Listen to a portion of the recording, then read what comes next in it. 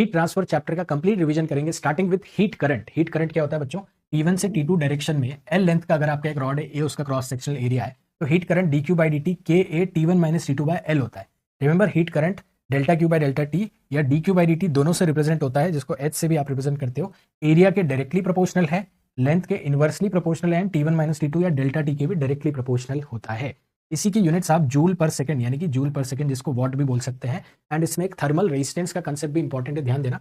T1 से T2 direction में जो आपका हीट करंट है उसी तरह से है जैसे कि इलेक्ट्रिकल रेजिस्टेंस में इलेक्ट्रिकल करंट, वहां पे आपका डेल्टा V पोटेंशियल डिफरेंस होता है, यहाँ पे डेल्टा T टेम्परेचर डिफरेंस होता है। मतलब कि ये दोनों कंसेप्ट इक्वालेंट है।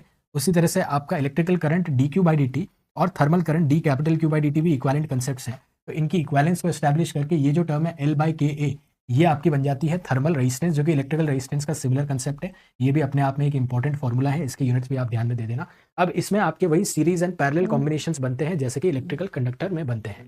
सीरीज कॉम्बिनेशन आपको फॉर्मूला याद ही होगा करंट इलेक्ट्रिसिटी से, उसमें ये L by KA formula substitute करने से आपका ये फॉर्म बनता है, which is a very important formula, क्योंकि इस पे बेस्ड डायरेक्टली PYQs आपको मिल जाएंगे।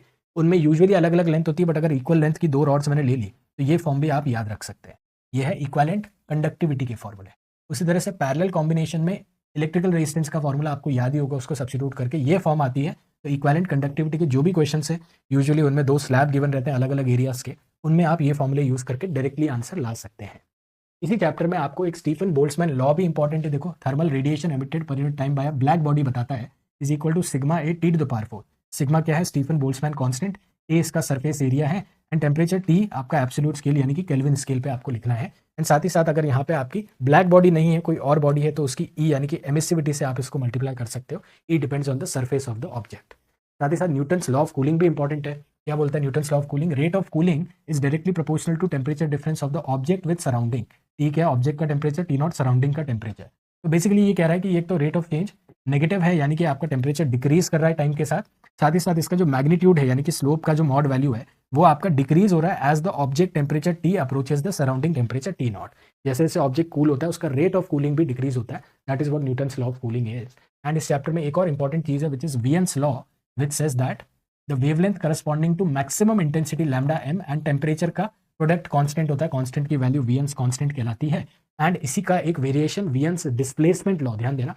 वीएन्स डिस्प्लेसमेंट लॉ क्या कहता है? लैम्डा एम की यही वैल्यू डिक्रीज करती है अगर टेम्परेचर इंक्रीज करता है। मतलब इन्वर्स प्रोपोर्शनलिटी है कि अगर आपका टेम्परेचर इंक्रीज कर रहा है तो लैम्डा एम जो कि एक्स एक्सिस पे वैल्यू है वो डिक्रीज करती है और ग्राफ कुछ इस तरह से मूव करता है। इसी को हम वीएन्स डिस्प्लेसमेंट लॉ के नाम से भी जानते हैं। तो इस तरह के शॉर्ट रिविजन्स के लिए चैनल पे सब्सक्राइब रहें।